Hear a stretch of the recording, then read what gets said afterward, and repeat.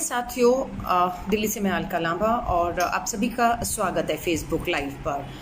बहुत से लोग खासतौर से जो उत्तर प्रदेश के हैं उन्होंने मुझे बहुत अपील की कि मैं जो उत्तर प्रदेश के अंदर शिक्षक भर्ती घोटाला हुआ है 69,000 लगभग कहें तो 70,000 जो हमारे भावी शिक्षक थे जिनके हाथ में पूरा भविष्य उत्तर प्रदेश का था, जिन्होंने शिक्षक भर्ती का जो इम्तिहान दिया था उसको लेकर मैं बात करूं। प्रियंका गांधी जी ने उसके ऊपर फेसबुक लाइव भी किया, लेकिन फिर भी लोगों ने मुझसे कहा और बहुत से लोग इस 69,000 जो भर्ती थी परीक्षा उसमें हिस्सा लेने वाले लोगों ने मुझसे अपील किया। मैं सिर्फ आपसे ये कहना चाहती हूँ, ये तो मात्र एक उदाहरण है, मैं आपको ये बता रही हूँ। हाल पूरे देश में लगभग आपको ऐसा ही दिखेगा, लेकिन उत्तर प्रदेश एक जीता जागता ताज़ा उदाहरण है हमारे सामने। पहले तो इस देश के अंदर रिक्तियां जो खाली पद पड़े हुए हैं उनके लिए कोई वैकेंसी सरकार निकालती नहीं है, वो खाली पड़े रहेंगे, लोग बेरोजगार रहेंगे। पहली लड़ाई तो ये होती है कि सरकार पे दबाव बनाएं, जो रिक्तियां हैं जो खाली पद पड़े हुए हैं सरकारी विभागों में उसको आप जारी करिए। नंबर 1 लड़ाई होती है, तो लड़कर कई बार हम जीत जाते हैं कि अपना जो खाली रिक्तियां हैं सरकार में उसके लिए आप उसको खोलते हैं, ठीक है। अब क्या होता है, रिक्तियां खुल गई, लोग अप्लाई कर लेते हैं। अप्लाई करने के बाद बहुत समय तक कुछ सूचना नहीं मिलती कि रिक्ति निकली थी, हमने अप्लाई किया है, क्या हुआ, सालों निकल जाते हैं। चलिए अब कॉल भी आ गया तो एक परीक्षा पे आपको बैठना है, आप परीक्षा में बैठ जाते हैं, बहुत खुशी परीक्षा में बैठ गए। अब आप 1 साल इंतजार करते हैं कि भाई हमने परीक्षा दी थी, उसका रिजल्ट कब आएगा। किसी को 6, किसी को 8, किसी को साल हो जाता है, जो एग्जाम दिया है, परीक्षा दी, उसके परिणाम ही नहीं आएंगे। चलिए 1 साल के बाद परिणाम तो आए, परिणाम आ गए, तो अब जो लोग पास कर गए हैं उम्मीद की जाती है कि इन पास किए हुए लोगों को अब सरकारी भर्ती मिल जाएगी।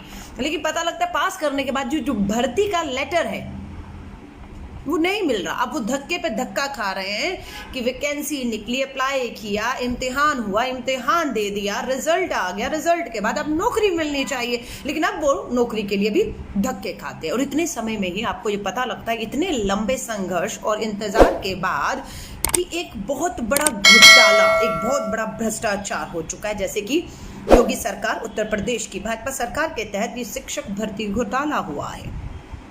टॉपर के 150 में से नंबर आप बताते हैं 142 आए। जी हाँ, 150 में से 142 नंबर आते हैं। और उसी टॉपर से जब पूछा जाता है देश के राष्ट्रपति का नाम बताइए, उन्हें देश के राष्ट्रपति का नाम ही नहीं पता है, लेकिन वो शिक्षक भर्ती के इम्तिहान में बैठते हैं, वो पास हो जाते हैं और पास ही नहीं होते हैं, वो फर्स्ट क्लास टॉपर होते हैं 150 में से 142 नंबर लेकर, लेकिन उन्हें देश के राष्ट्रपति का नाम भी पता नहीं होता है। ऐसी ही एक डायरी जो है पूर्व जिला पंचायत सदस्य के पास से पुलिस ने बरामद की है, जिसमें से 20 लोगों के नाम है, 3 गिरफ्तार हुए हैं। गिरफ्तार कौन हुए? वो बेचारा जो क्या था, बेरोजगार था, नौकरी की तलाश में था, इम्तिहान दिया, इन फर्जीवाड़ाओं के जो है वो संपर्क में आ जाते हैं।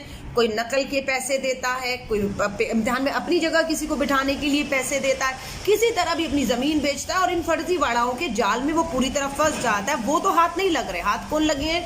जो 20 छात्र उन पे FIR हुई है, 3 की गिरफ्तारी हुई है, 17 को खोजा जा रहा है। लेकिन दोष क्या सिर्फ और सिर्फ इन 20 छात्रों का था या उस पूरी व्यवस्था का था जिन्होंने वो पेपर लीक करने में मदद की, जिन्होंने उनकी जगह फर्जी लोगों को बिठाया, जिन्होंने उनकी जगह इम्तिहान लिखा, या जिन्होंने उन्हें इस सब व्यवस्था में पैसे के दबाव में फर्जी लोगों को करा कर किया। अभी भी पता लगता अनामिका शुक्ला गोंडा से हैं, उन्होंने BEd किया, टीचर के लिए अप्लाई किया, लेकिन अप्लाई करने के बाद उन्होंने मुड़कर नहीं देखा, क्योंकि उनके परिवार को ही लगा शायद कि उनके घर गृहस्थी और बच्चों की वजह से वो नौकरी नहीं करना चाहती। लेकिन जब उन्होंने अप्लाई किया तो अपने सारे जो कागज थे एजुकेशन के वो वहां जहां अप्लाई किया वहां पड़े थे। अब उन्होंने तो नौकरी नहीं ली, लेकिन दूसरे लोगों ने उन्हीं का मात्र नाम बदलते फर्जीवाड़ा करके उनके सर्टिफिकेट्स का इस्तेमाल करके नौकरियां पाली। यानी कि एक ही डिग्री पर पता नहीं कितने लोगों ने फर्जी, स्कूल का नाम है कस्तूरबा आवासीय बालिका विद्यालय, इसमें नौकरी पाली।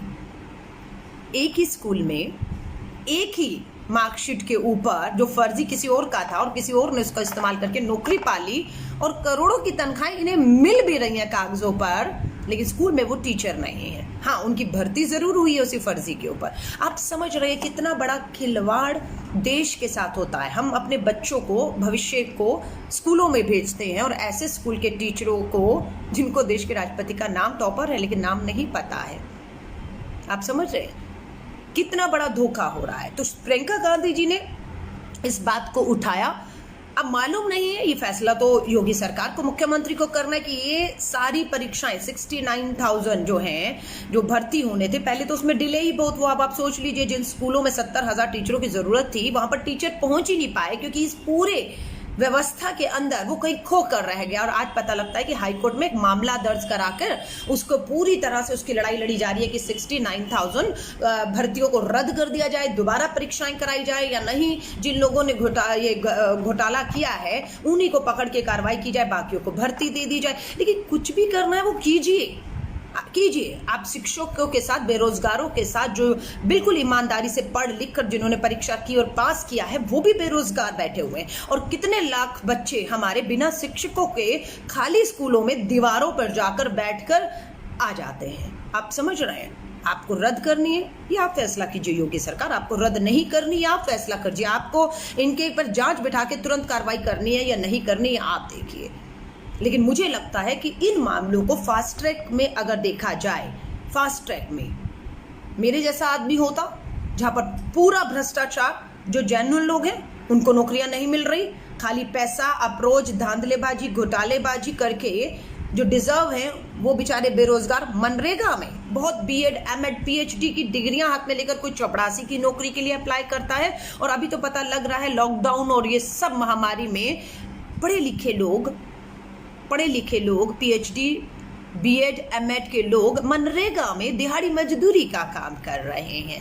काम कोई भी बुरा नहीं होता है, लेकिन इस देश में अगर डॉक्टर की जरूरत है, मरीजों के इलाज के लिए, बच्चों को पढ़ाने के लिए शिक्षक की जरूरत है और उन्हें वो दोनों काम ना देकर आप अगर मनरेगा में मजदूरी पर लगा देंगे तो शायद मुझे लगता है आप उसकी योग्यता का सही इस्तेमाल नहीं कर रहे और आप उनके साथ साथ इस देश के भविष्य के साथ भी एक बहुत बड़ा खिलवाड़ कर रहे हैं। और ये पूरी लड़ाई व्यवस्था की है। मैं आप सभी से कहूंगी, आवाज उठाइए। मैं ये नहीं कह रही उत्तर प्रदेश को तो उदाहरण बनाइए, भारत का सबसे बड़ा राज्य है, सबसे बड़ा, वहां पर नारे दिए जाते हैं, ना खाऊंगा ना खाने दूंगा। यहाँ तो लूट लूट कर सब खा रहे हैं और खामोश हैं ऊपर से। और जो बोलते हैं, चाहे प्रियंका गांधी जी ने इस मुद्दे को उठाया हो, चाहे आज मुझे लोगों ने कहा आप इस पे बोलिए, अगर मैं इस पे बात कर रही हूँ तो लोगों को मिर्ची क्यों लगेगी? किसी का कुछ ले तो नहीं रहा कोई। हम तो भ्रष्टाचार के खिलाफ आवाज उठा रहे हैं। हम तो चाह रहे हैं कि पारदर्शिता के साथ जिसका हक है उसे उसका हक मिले। सो आपसे निवेदन करती हूँ, जितने युवा आज मुझे सुन रहे हैं, आपके पास रोजगार है या नहीं? ये मेरी समस्या नहीं है, मैं बेरोजगार नहीं हूँ। मैंने, ठीक है, मेरे पास बीएड की डिग्री है, एमएड की डिग्री है, मैं एमएससी हूँ, डबल मास्टर हूँ, लेकिन मैंने अप्लाई नहीं किया। तो ये मुद्दा शायद मेरा नहीं है, मुझे तो फर्क भी नहीं पड़ना चाहिए। भैया आपने परीक्षा दी, उसका रिजल्ट आया नहीं आया, भर्ती हुई नहीं हुई, उसमें घोटाला, मेरा क्या लेन देन। लेकिन नहीं, ये देश के मुद्दे हैं, ये भ्रष्टाचार से जुड़े हुए मुद्दे हैं।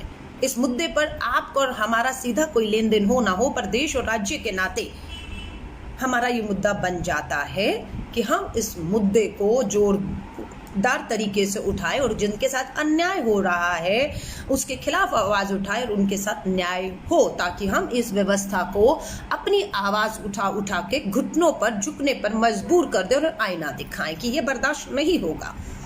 मैं आप सभी से कहूंगी, देश में कहीं पे भी हो, चाहे कांग्रेस की सरकारों में ही हो, मांग उठाइए। मैं आपके साथ खड़ी हूं और आपकी आवाज को हम जरूर सत्ता तक, सरकार के कानों तक पहुंचाएंगे।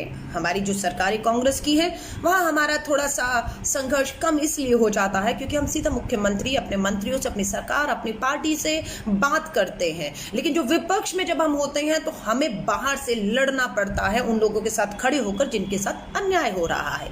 मैं आप सभी से हाथ जोड़कर मांग करूंगी, इस वीडियो को शेयर करिएगा। और इस वीडियो को शेयर करने का मतलब है कि आप अपनी इस बात को, जो मैं दोबारा रखूंगी, इसको समर्थन दे रहे हैं। नंबर 1, जितनी भी सरकारी रिक्तियां खाली पड़ी हुई हैं उसको तुरंत जारी किया जाए। नंबर 1, उसको तुरंत जारी किया जाए। नंबर 2, उसके लिए आवेदन अगर आ जाए तो बिना देरी के उन आवेदनों को स्वीकार करते ही अगर इम्तिहान परीक्षाएं लेनी है तो पूरी पारदर्शिता, ईमानदारी और जवाबदेही के साथ उनकी परीक्षाएं कॉल की जाएं।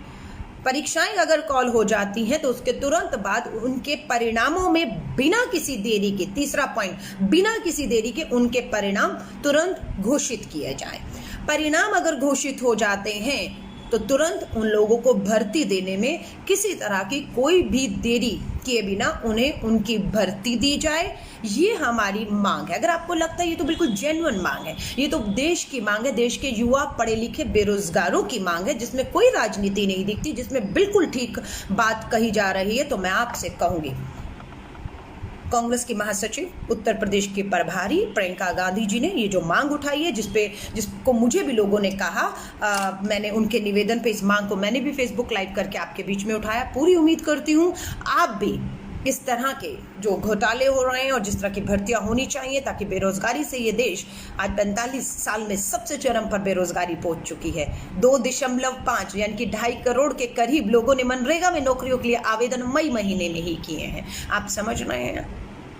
आवाज उठाइए, आवाज उठाइए। आपको खुद पर गर्व होगा कि ये मेरी जरूरत नहीं थी, लेकिन मैं दूसरे की जरूरत में आवाज बनकर बोला था और उन्हें न्याय मिला था, और सरकारों को झुकने पर मैंने भी उस आवाज में शामिल था जिसने झुकने पर मजबूर किया था। आवाज उठाइए। जय हिंद, जय भारत। मेरी शुभकामनाएं आप सभी के साथ हैं। घरों में रहिए, परिवार के साथ रहिए और सुरक्षित रहिए। जय हिंद, जय भारत। वीडियो शेयर करिएगा।